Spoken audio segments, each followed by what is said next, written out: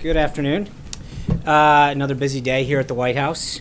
As you know, the President's been talking to members of Congress the last few days about the American Health Care Act up through this morning. The Vice President just left a bit ago to meet with some of the lawmakers on Capitol Hill about health care and the rest of the President's legislative agenda. The President was glad to meet this morning with Representatives Long and Upton, who voiced their support for the HCA earlier this morning. It's especially important that we continue to make progress on repealing and replacing Obamacare as rates skyrocket and insurers keep fleeing the market around the country in anticipation of this impending implosion. Earlier this week, Aetna announced that it'll scale back its presence on Obamacare exchanges even further in 2018, withdrawing from the Iowa exchange. Aetna had already cut its participation in the exchanges from 15 states to 4 in 2017. Iowa is going to be hit particularly hard by these recent developments as Medica, the last insurance for most of the state, also announced this week that it will likely stop selling individual health care policies in the state, which will affect tens of thousands of Americans. With reports like these seemingly coming every day, it couldn't be clearer that it's time for action on health care. We're glad that so many members are with us and look forward to welcoming even more on board. Also earlier today, the President dropped by an event focusing on school choice that was hosted by the Vice President and Secretary DeVos, with students ranging from kindergarten to high school. Most of the students who visited the White House today are some of the thousands of local children who will benefit from the 3-year extension of the DC School Choice Scholarship secured by the President and congressional allies in the budget deal. The District of Columbia's Opportunity Scholarship Program, which was launched in 2004, provides vouchers to DC students whose family either receive benefits under the Supplemental Nutrition Assistance Program, also known as SNAP, or earn less than 185% of the federal poverty level. And this program gets results. Last year, 69% of DC public school students graduated from high school. That's compared to an incredible 98% of the DC scholarship students who received their high school diplomas last year. Funding for the Opportunity Scholarship was one of our priorities during these budget negotiations, and the Trump administration is glad to have ensured that the program's extension was taken care of through this appropriations bill, on top of the increases in military spending and funding for border security. Today, the President welcomed the President of the Palestinian Authority of the White House for an official visit. The visit stemmed from a phone call the two leaders had on March 10th when President Trump invited President Abbas to Washington so they could discuss in person ways to move forward on a comprehensive agreement that would end the Israeli-Palestinian conflict. The two leaders made their own statements just a little bit ago, but to give you a few additional details, some of the topics that were discussed during their meeting and the lunch were advancing the Israeli-Palestinian peace, preventing incitements to violence, particularly in media outlets directly associated with Palestinian Authority, strengthening efforts to combat terrorism, including defeating ISIS, measures to empower the Palestinian economy and provide economic opportunity for the Palestinian people. And additionally, the President raised concerns about the payments to Palestinian prisoners in Israeli jails who have committed acts of terror and to their families, and emphasized the need to resolve this issue. Later this evening, the President, along with the Vice President, Mrs. Pence, will host members of the White House Evangelical Advisory Board in the residence for a discussion, prayer, and dinner. The President is proud to welcome these faith leaders to the White House for the first time and thank them for their steadfast support ahead of the National Day of Prayer, which is tomorrow. Later tonight, the Vice President will also deliver a keynote address at the Susan B. Anthony List's 2017 Campaign for Life Gala. The Vice President's office has more details on that, and with that, take your questions. Ken. Sean, on healthcare, does the President feel like we've reached an inflection point here with the House? Is this a make or break moment in terms of getting the bill through the House? And what precisely is the President doing, and what arguments is he making to members on why they should support this bill? Well, I think he's making several points. One is the need that Obamacare is failing, and that, as I just mentioned with Aetna, in so many cases around the country, the need to have a provider is becoming greater and greater. Two is that costs are out of control. These are two basic tenets that you've heard us talk about. But I think overall the efforts that were made and continue, and especially the effort this morning with Congressman Long and Upton, help bring more people into this effort and make it even a stronger bill and ensure that Americans have a healthcare system that gets them the care that they need at a price that's affordable. Is this a now or never kind of moment, though, with the bill in terms of the House? I don't want to put it there. I'm not. I mean, the president's made it clear before that he's not trying to set a date certain. Obviously, that's up to the Speaker and the House leadership to determine when that time is appropriate. But as you have seen, we continue to move closer and closer to that time. And the number of members who are supporting it continues to grow further and further. And I think that's a very promising sign. Yeah. Thanks, Sean. Yesterday, the president tweeted that FBI Director James Comey gave Hillary Clinton a, quote, free pass for many bad deeds. Is the president comfortable having an FBI director that gives out free passes serve during his administration? The president has confidence in the director, but I think clearly his point was after some of the comments that were made yesterday regarding the reason for the outcome of the election. I think he just wanted to make it clear what exactly happened. On healthcare, the president appears to be directly involved behind the scenes. How much responsibility does the president plan to take for the outcome of the vote if it does occur this week? Well, I think if we have a vote, which is looking greater and greater every day, but again, I'm not going to get ahead of the House leadership in deciding when that is. My assumption is the House leaders will call that when that number is will put us over the top. And I feel like, again, you saw 2 votes come down today. The president's been on the phone constantly. The vice president, the chief of staff, other members of the legislative affairs team calling members, talking to them, hearing their concerns. But I think we've made this an unbelievable bill and an unbelievable replacement for Obamacare, which is failing. And that's what we've sought to do from the beginning. Yeah. John, there was a report in Politico yesterday that seemed pretty well sourced, indicating that President Trump plans to sign an executive order tomorrow in the name of religious freedom. Will the president sign a religious freedom executive order tomorrow, and will it enable discrimination against LGBT people? So I know we've talked about EOs for a long time, executive orders. Tomorrow is National Day of Prayer. There'll be a proclamation the president will sign. We're looking forward to having religious leaders from multitude of backgrounds come to the White House and celebrate this day with us. But I've never gotten ahead of executive orders, and I'm not going to. Can't deny that the executive order that the president is a friend of the LGBT community. Isn't that a lie? I answered the question. Thank you. Try How can a friend of the LGBT community if the president isn't considering this executive order? Blake. Thanks, Sean. I want to get your reaction to former President Obama. He tweeted yesterday after Jimmy Kimmel's monologue that went viral, the monologue you've probably seen about his child. Kimmel talked about the need to cover pre-existing conditions, the need for funding for the NIH, and Mr. Obama said, quote, "Well said, Jimmy, that's exactly why we fought so hard for the ACA and why we need to protect it for kids like Billy." Your reaction to both of them would be what? Well, I think we share that concern for the Kimmel's child as well as any child that needs care. And that's frankly why the president fought so hard to improve the bill like he did this morning, to make sure that there was that extra layer of protection for anybody with a pre-existing condition, no matter their stage in life. That's why we're fighting so hard for this. But I think most importantly, and I think at the end of Jimmy Kimmel's monologue, he said that there is no, we need to have some of these things that aren't Republican or Democrat, that they're American policies. And I think that's what the president's fighting for right now, is to make sure that we have a healthcare system that doesn't matter where you live or your background, that it takes care of people. We're making sure right now, we've talked about this endlessly over the last month or so, but we've got a healthcare system that's not doing what it's supposed to. It's failing.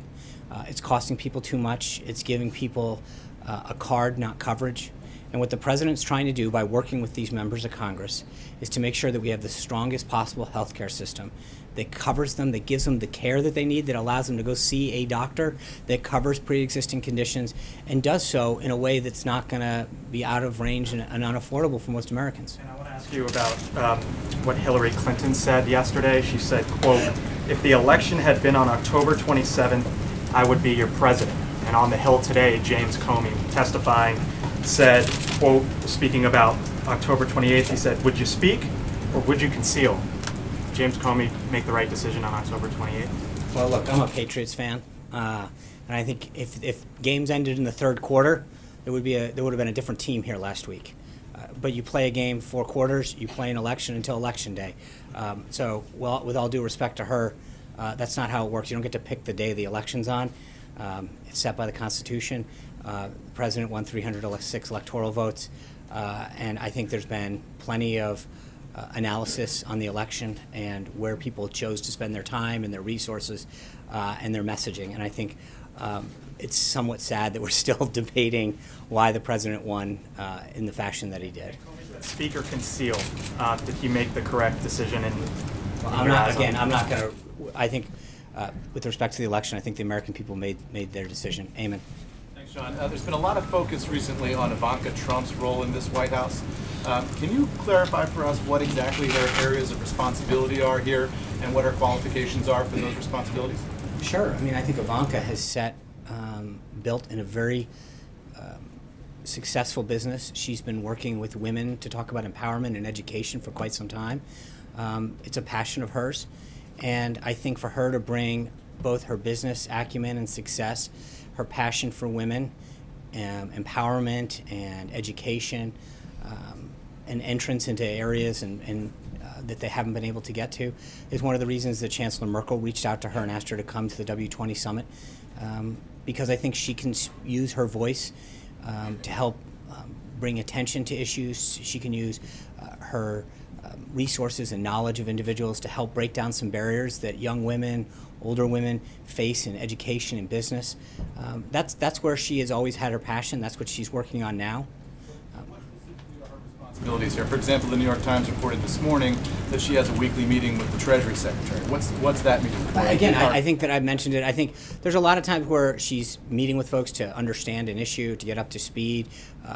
But I think her primary focus, which she's always said, where her passion is, where her time is going to be spent, is figuring out how to empower women, how to break down barriers for women, whether that's in small business, in education, women, young women in poverty or families, and figuring out how to help them.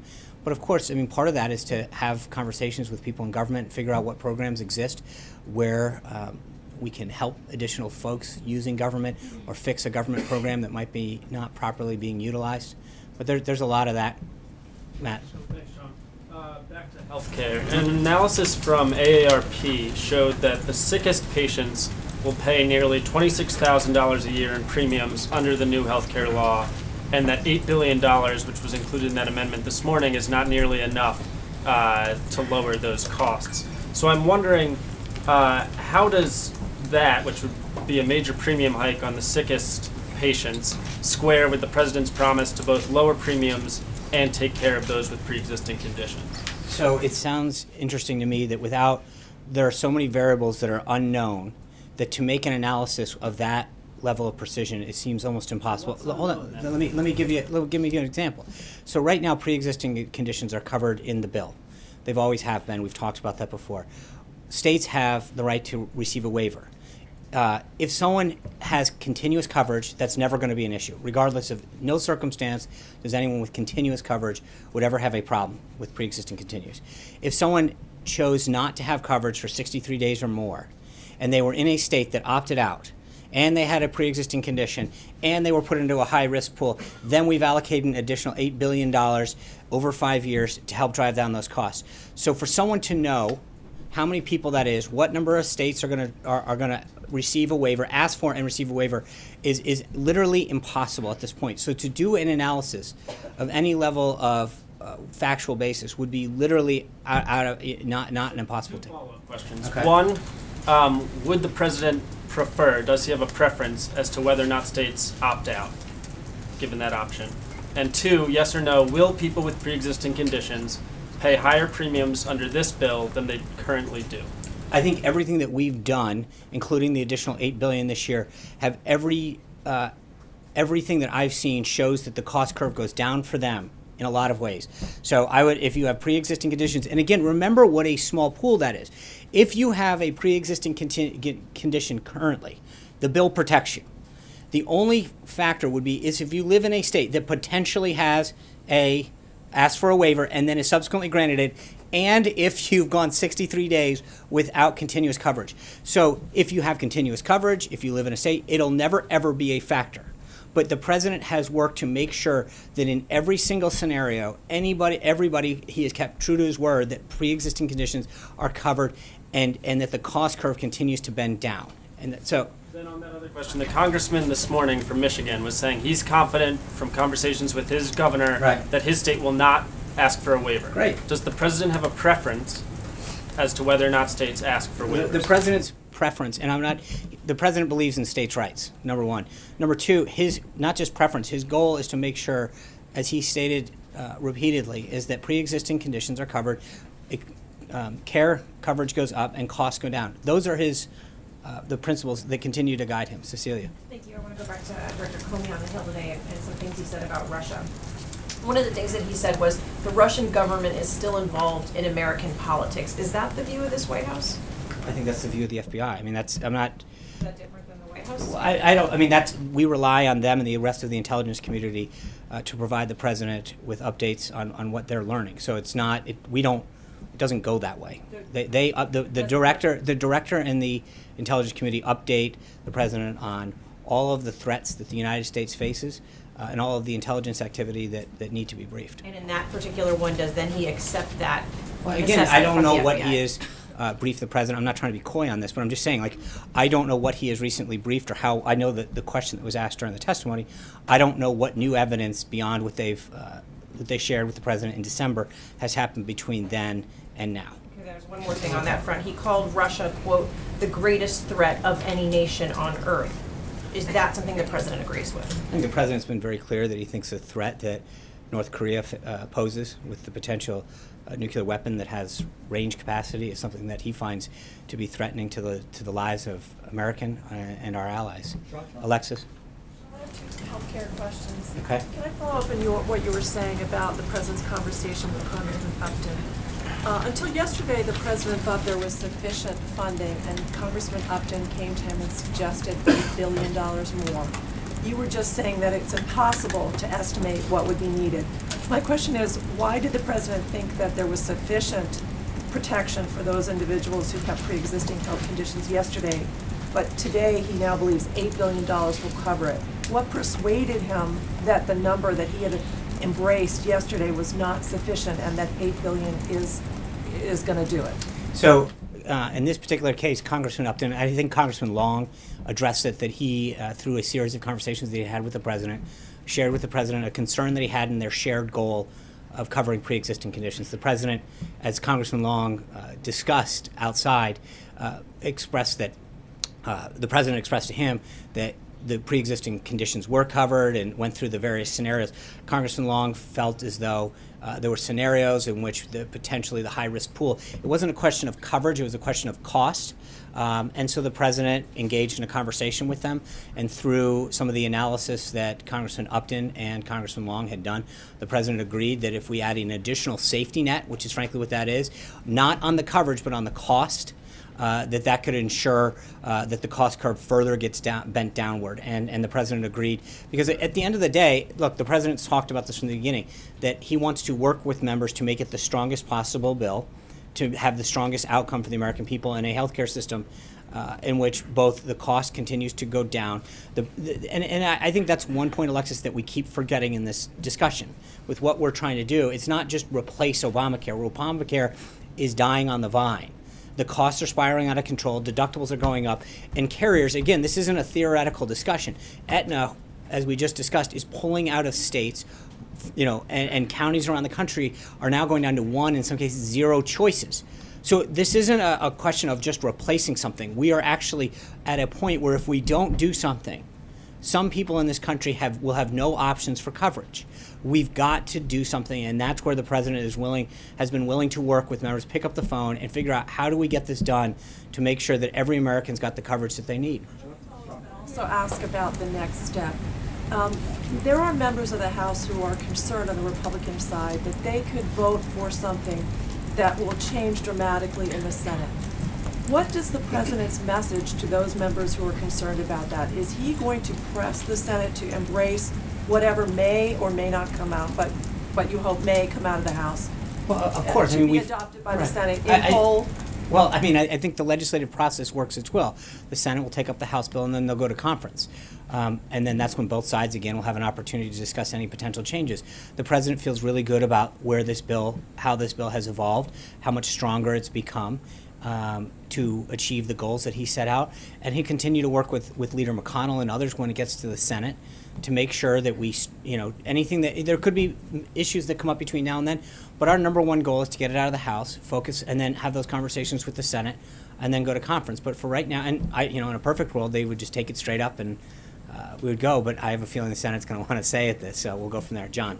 Thanks a lot, Sean. Chairman Upton and Congressman Long, we're very pleased, as we heard before, with this legislative fix. They say they've turned their no's into yeses. That's right. Do you believe there's additional legislative fixes that are still to come before this bill actually hits the House floor? The president's always said he's willing to hear ideas. This is a question for Speaker Ryan and Leader McCarthy and Congressman Scalise in terms of when's the appropriate time. If they feel that they've gotten to a place where they have the votes necessary to take it to the floor based on the number of suggestions and fixes and updates, then that'll be up to them. But I'm not going to prejudge. In this case, through those conversations, and the president has constantly been on the phone for the last several days and continues to do so to hear members' issues and concerns.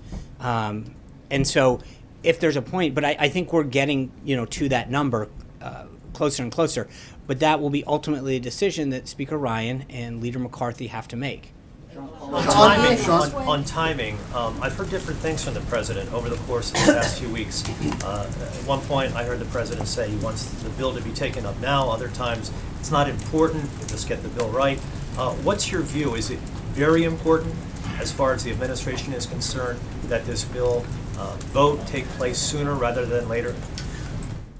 Well, obviously the sooner the better, right? But we don't want to put it up for a vote. I mean, the goal is to pass it, which we continue to get closer and closer to every day.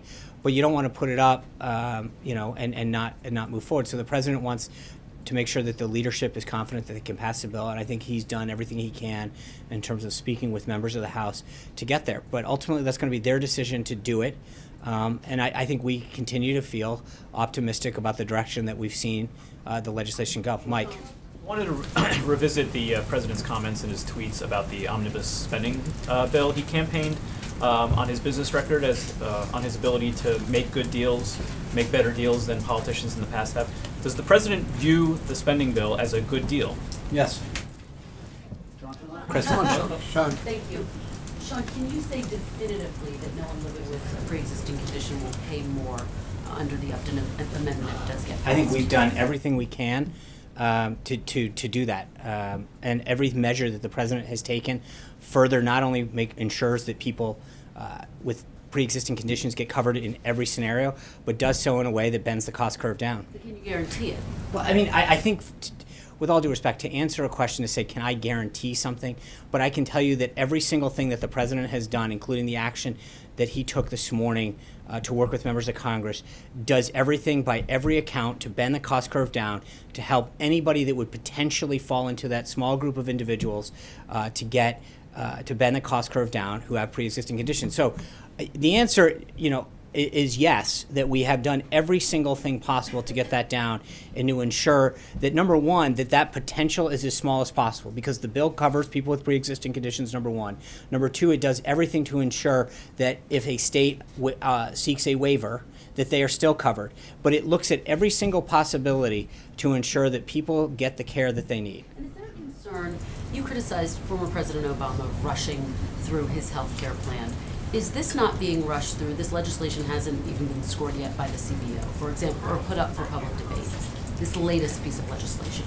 Well, every piece of legislation evolves as it goes through the process. We saw that this morning. I think we had a piece that makes it even a stronger bill. But the underlying principles that we have been talking about have been something that Republicans have been talking about and have had the contours of for the last 7 years. This was something that has been part of the process for a long time. Does he expect to see a vote this week? The president, I've mentioned this 5 times, the president expects to see a vote when the speaker and the leader and the whip call a vote because they believe they have the votes to go on. John. Sean, it looks like we're on the precipice of a vote on the omnibus spending bill. Yes. Senator Lindsey Graham said a short time ago that Republicans got their clocks cleaned on this bill. Looks like as many as 100 House Republicans will vote against it. How do you square that with the pronouncements out of this White House that this was a big win for Republicans? I think Director Mulvaney addressed that extensively yesterday. But to get back to Mike's point, this is a good deal, a great deal for the president. He got $21 billion in military funding. That is a huge campaign pledge that he made very clearly to modernize and update the military. It fully funds the largest military pay raise in 6 years. It ends the Obama-era sequestration policy of pairing increases of domestic spending for every dollar to dollar. It got $1.52 billion in border security, which is the first installment in securing our nation's southern border. It get $1.3 billion to coal miners, which delivers on another promise that he made. There's no Obamacare bailout, the CSR payments, which was something that the Democrats want on. There's a 3-year extension of the D.C. Opportunity Scholarship Choice, which you saw the children that will benefit from that this morning. It increases funds for opioid crisis. It eliminates, rescinds, and terminates 150 programs or initiatives. I think what you look when and Director Mulvaney laid this out yesterday. When you look at what the president came forward with a month or so ago and said, "These are my priorities," he got what he asked for, and I think that's big. So this is the president feels very good about what he got. And again, I think it's important to underscore 2 points. Number one, in the Senate, we needed 60 votes. This had to be a bipartisan action because it is a spending bill. So therefore, we needed to get Democratic votes with us. But if you look at as Director Mulvaney pointed out yesterday, it used to be a 1-for-1 spending increase if we wanted military increase. We got that down to $1 to 20 cents. That is a huge win for the president. He negotiated a fairly strong deal when it comes to what they got versus what we got. The other thing that's important to understand is that this is just the final 5 months of FY18. Any president coming into office wouldn't get the first shot at a budget until the end of September of the year after they got elected. So in theory, he got to push for his priorities: military spending, border security, DC schools, all of the things I mentioned, right out of the gate. And for the last 5 months of this fiscal year, something that should have happened during the Obama administration, he got his priorities a down payment on them. Quick second topic, if I could. This is at least the fourth administration in a row that has come in with optimistic predictions of how Middle East peace will go. What's going to be different this time? Well, I think the man is different. You look at what the president's diplomacy style is paying dividends, whether it's getting someone who is held for years in Egypt released, whether it's the action that China's taken. The relationships and the foundation that the president is rebuilding are going to pay huge dividends for this country in terms of our economic interests, our national security interests.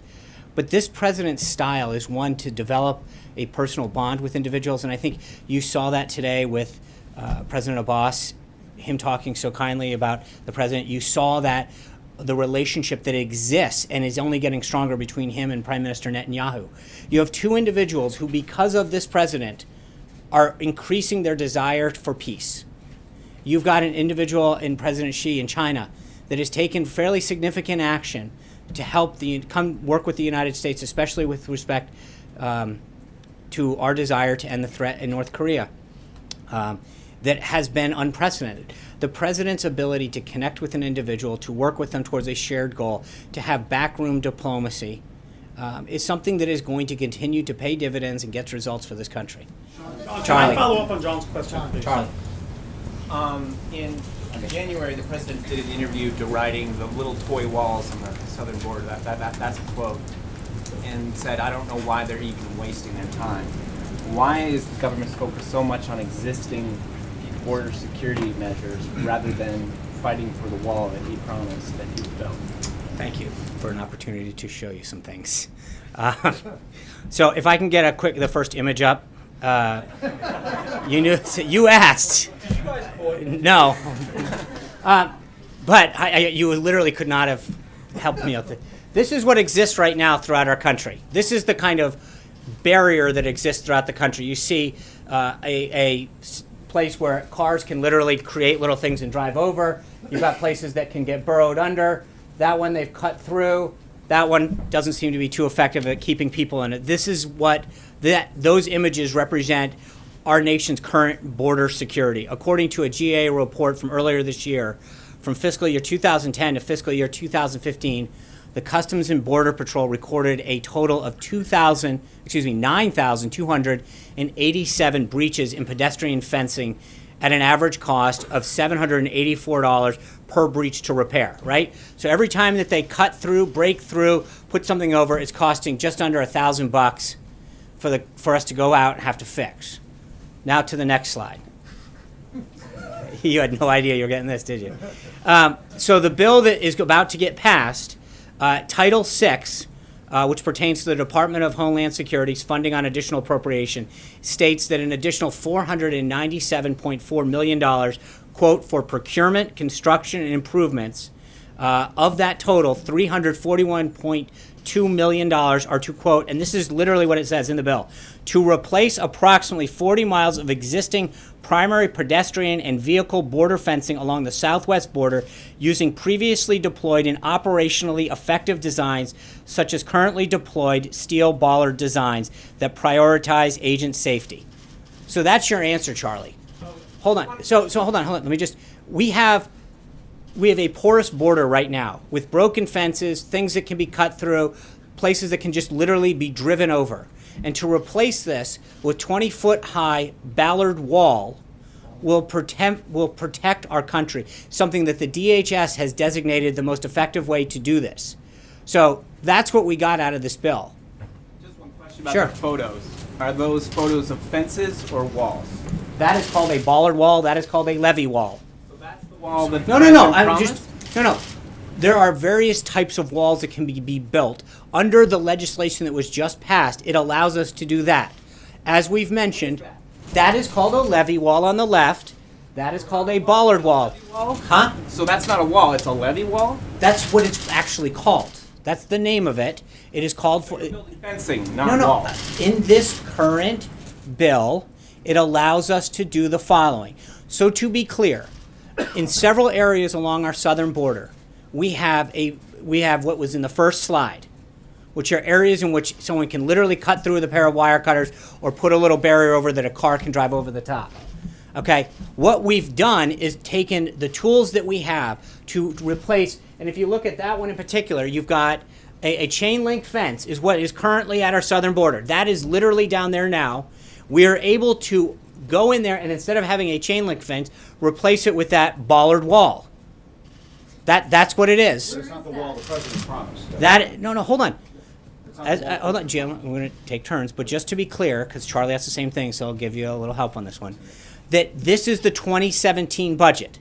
The president, this is a down payment on what the president is going to prioritize in the 2018 budget that starts October 1st. And as I mentioned to John Roberts, the idea that we even got a shot at this is something that should have been done last term under President Obama. We have an opportunity to use the last 5 months of the FY17 budget to get the president's priorities jump-started. So he is using the current bill to get his priorities moving and put it down. To answer the question, it is currently being built in Naco, Arizona, Sunland Park, New Mexico, and we are going to be starting to do this in San Diego, El Paso, and Rio Grande Valley. So you're basically just telling supporters, the president's supporters, to be satisfied with this existing tough guy fencing until he's ready to build the wall. No, what I'm telling anybody is that the president said he was going to build a wall, and he's doing it. And he's using the best technology and what the Department of Homeland Security under Secretary John Kelly says is the most effective way to keep people out, to stop drugs, to stop cartels, to stop human trafficking, and to prevent illegal immigration. That's what I'm telling you. Today and said he wants to see East Jerusalem as the capital of a future Palestinian state. Yesterday, Vice President Pence said you're still looking at moving the U.S. Embassy in Israel to Jerusalem. What is the White House view on those remarks? I mean, we didn't hear anything from President Trump in response to that. I think the Vice President, as you noted, commented yesterday that it's still something that is being discussed and considered by the President. It'll continue to be a discussion that he has with both Prime Minister Netanyahu and President Abbas, but obviously we're not going to. The Palestinian portion. I'm not going to. I will. They had a series of private discussions. That is why the president is able to effectively get things done for this country, is to not negotiate out in public. He's going to continue to have discussions with Prime Minister Netanyahu, President Abbas, moving forward, and he feels confident about where that relationship was and the developments that were made today. He doesn't object to what President Abbas said. It's just not decided. It's not a question of not decided. I'm not going to negotiate what they are talking about in private from this podium. So that's I understand it. I'm just telling you that we are not going to negotiate from the podium. Jim. Just to follow up on the president's meeting with Abbas, he did say at one point, frankly, talking about Middle East peace and the Israeli-Palestinian conflict, maybe it's not as difficult as people have thought.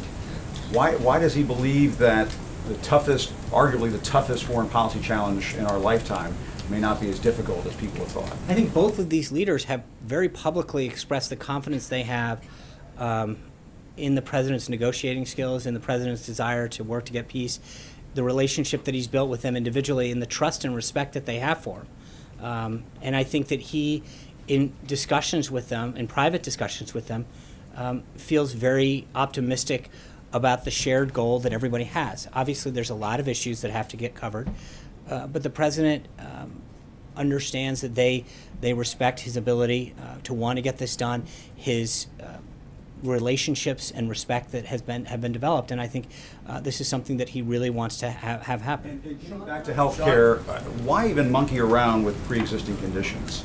That's the most popular thing in Obamacare. Why are you guys spinning your wheels, messing around with pre-existing conditions? I wouldn't call it messing around, or however you phrased it.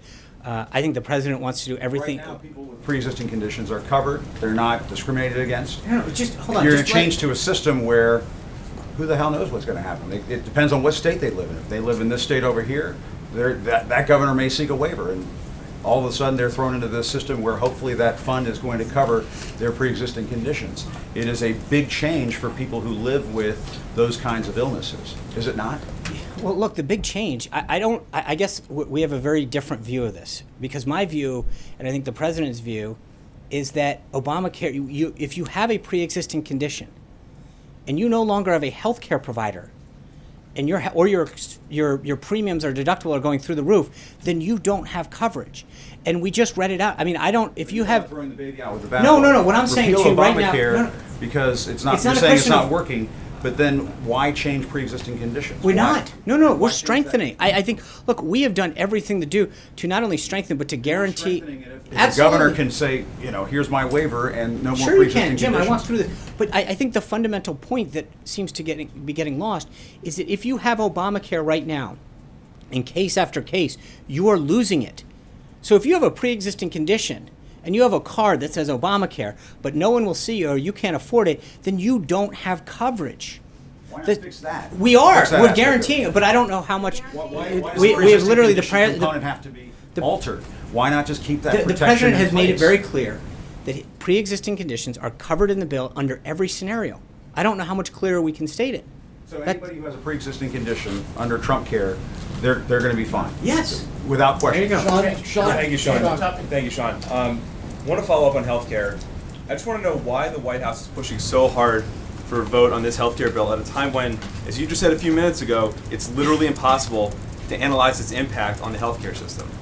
Why not wait for that analysis to come out? The vote is going to happen, as I've said like 8 times now, when the Speaker and the Majority Leader and the Majority Whip want to. Our job is to work as hard as we can to work with members of Congress who want to see their healthcare system improved. That's what we're doing. That's what we've done. And so it'll be up to the House leadership to decide when to vote. Zeke. 2 questions for you. One following on Jordan real quick. You just made a guarantee to the American people on behalf of the president regarding pre-existing conditions, but you told Matt and Jordan earlier that literally impossible to know the impact of this law. So how can you make that guarantee? No. They were asking about cost. The president has made it very clear on numerous occasions that he's going to make sure that pre-existing conditions are covered.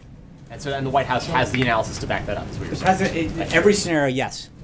And then to follow up on something that Director Mulvaney said yesterday regarding the president's tweet about calling for a good shutdown potentially in September. He said the reason the president sent that tweet was he was frustrated by Democrats spiking the football and thereby poisoning the well for future negotiations. The president, when he was campaigning, said he was going to win for all Americans. Why did the president's feelings matter at all? And it's the process that I think he's frustrated with, because he does want to win for every American, and I think that's why he's fought so hard for this. But you've seen time and time again, Democrats obstruct routine things that they supposedly are for, but do everything they can to obstruct. I think the president is frustrated with the system. He's talked about how archaic it is in the Senate in particular, because he is out there working to try to get, whether it's health care or tax reform or his cabinet, through the Senate. There are various things that the president's trying to do that are issues when he's having conversations with members of the Senate or the House who will say, I'm with you on this great idea, but I just can't vote with you. He is, I think, understandably frustrated with how hard he's working to achieve the promises, goals, and objectives that he set out with the American people to make the country better and to deal with multiple layers of obstructionism. Sarah. Thanks, John. So you've cited this 60 vote threshold as the reason why funding for the wall wasn't pursued in this spending bill, but what's going to be different in September? I mean, presumably the legislative conditions would be the same, so what will change between now and September to give you confidence that we'll get funding for the border wall then? Well, I think there's multiple things. When you come in, this CR, there was a lot that was already carried over from last time in terms of because it's not just a continuing resolution, it's a total omnibus package, meaning that there are multiple bills that are part of the underlying package that already have increases or underlying policy in them from the previous fiscal year, from the previous Congress, from the previous administration. This bill will reflect in 2018 the president's priorities in working with the Republican House and Senate. Thank you guys very much.